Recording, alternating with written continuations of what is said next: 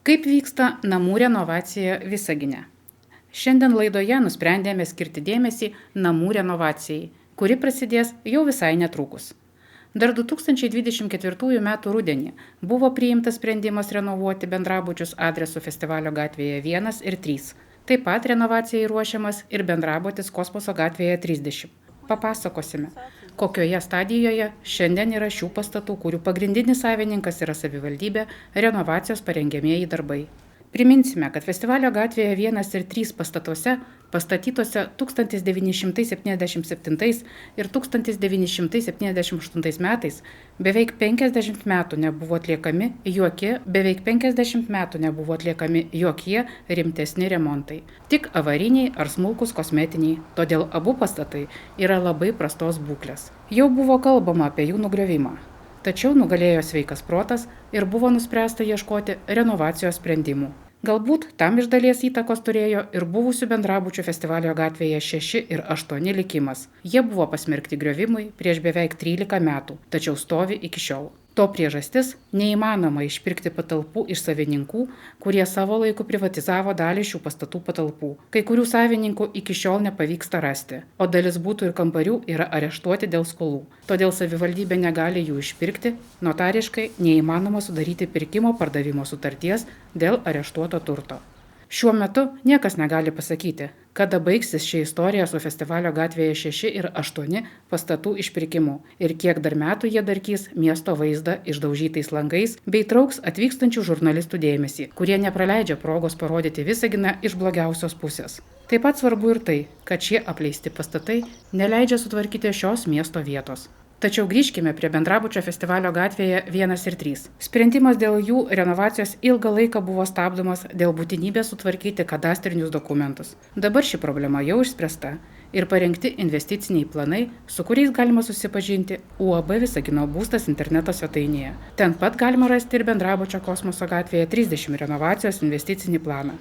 Kaip paaiškino laikinai einantis UAB Visagino būstas direktoriaus pareigas Česlovas Mikšys, šiuo metu jau išspręsti visi klausimai su bankais dėl renovacijos finansavimo ir ruošiamasi techninių projektų pirkimui, kuriuos rengs MB Renew.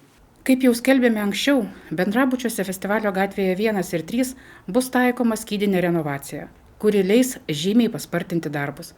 Be pastatų išorinio apšiltinimo bus keičiami inžineriniai tinklai, santechnika, elektros instaliacija, vėdinimas. Taip pat bus suremontuotos bendro naudojimo patalpos. Svarbu tai, kad vienvamzdė šildymo sistema bus pakeista dvivamzdė, kas leis už šildymą mokėti pagal individualius skaitiklius, kaip tai jau padaryta name Kosmoso gatvėje 28.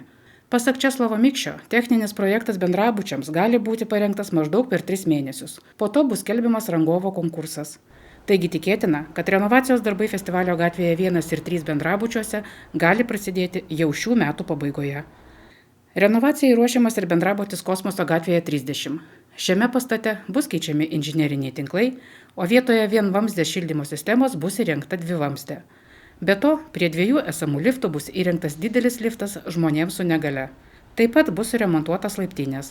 Šio bendrabučio renovacija bus vykdoma neskydiniu, kaip panelės surenkamos gamykloje, o įprastu būdu.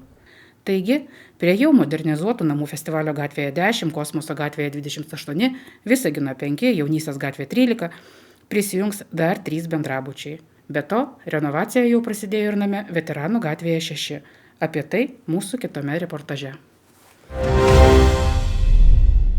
Veteranų gatvėje 6 name prasidėjo ilgai laukta renovacija. Daugiabučių namų renovacijos tema Visagine vis dar išlieka sudėtinga.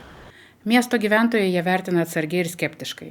Nepaisant daugelį metų trunkančių bandymų pajudinti procesą iš mirties taško, sėkmingų modernizacijos pavyzdžių vos keletas. Šiuo metu mieste visiškai renovuoti tik 4 namai. Vienas iš jų – buvęs bendrabutis Kosmoso gatvėje 28, kur didžioji dalis būtų priklauso savivaldybei. Vis dėlto situacija pamažu keičiasi. Veterano 6 namo gyventojai, o tai beveik 150 būtų, priėmė sprendimo renovuoti savo būstą. Kodėl jie ryžosi šiam žingsniui, sužinojome iš namo bendrijos Nauja būtis pirmininkės Loretos Žygienės. Mūsų namas labai avarinio stovio ir Tiesiog būtina buvo kažką tai daryti su juo, taip kaip yra labai daug darbų reikalingų, tai jinai tiesiog yra geresnis būdas renovuoti. Pasak pirmininkės, kelias iki šio sprendimo nebuvo lengvas. Gyventojams teko susidurti su dideliu informacijos kiekiu ir įveikti abejones. Ir jiem buvo labai sunku tą perprast, kad suprastų, kad renovacija tai nėra tik tai namo apšiltinimas iš sienų, kad renovacija įeina labai daug darbų, kurių ir kanalizacija, nuotekos, šaltas karštas vanduo, liftas, stogas, daug labai darbų. Papildomų sunkumų kėlė ir išorinės aplinkybės. Mums labai daug trukdė praeita valdžia, tarybos nariai padavinėjo neteisingą informaciją gyventojams ir jiem buvo labai sunku tą perprast, kad suprastų, kad renovacija tai nėra tik tai namo apšiltinimas iš sienų. Vis dėlto, po daugybės susitikimų ir paaiškinimų gyventojams pavyko pasiekti bendrą sutarimą. Gyventojams buvo tikrai labai daug išaiškinta, mokyta, rodyta, sakyta, kiekvieną tą balsavimo biuletenį, kiekvieną kartą buvo išaiškinta, už ką mes balsuojam, kodėl mes balsuojam, ar mums reikia to. Jau vieno konsensuso visi kartu sutarėm, kad reikia ir suprabalsavom. Už renovaciją balsavo daugiau nei 60% gyventojų. Tai tvirta dauguma. Darbai jau prasidėjo. Projektą įgyvendina nauja administruojanti įmonė. Kadangi buvo pirmosios su savivaldybės administruojančia, kaip yra Visagino būstas, su jais mums nepavyko tos renovacijos atlikti tų visų darbų, o mažoji bendrija Renew, jie mums taip pasisekė susikalbėti, jie atvažiavo, pasižiūrėjo, sutarėm ir padėjo tuos veiksmus vykti taip, kad mūsų namą jie administruoja. Renovacija truks apie metus. Pagrindinius darbus planuojama baigti iki gruodžio.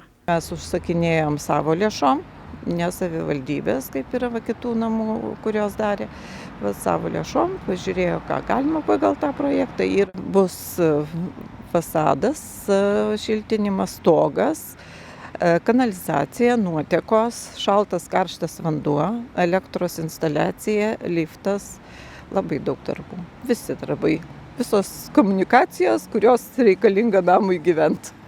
Langų keitimas bus atliekamas ne visuose būtuose. Kurie jau turi įsidėję ir kurių klasė atitinka, jie nebus keičiami. Bendra projekto vertė daugiau nei 3 milijonai eurų. Tačiau tiksli suma kiekvienam būtui priklausys nuo galutinių darbų. Suma gali keistis ir negali pasakyti tiksliai, kad tiek ir tiek tūkstančių. Jie keisis nuo darbų atlikimo kaštų. Kiek už ką kai kurios, darbai gali pigesni likti, jau netgi langų statymas, kai kurių nebus. Ir taip konkrečiai, kiek vienam būtui, tai nėra paskaičiuota. Apytiksliai investicinio plano prenumerali kaina. Renovacijai suteikta paskola 20 metų laikotarpiui su 3% metinėmis palūkonomis. Tačiau dabar svarbiausia - kantrybė, ragina pirmininkė.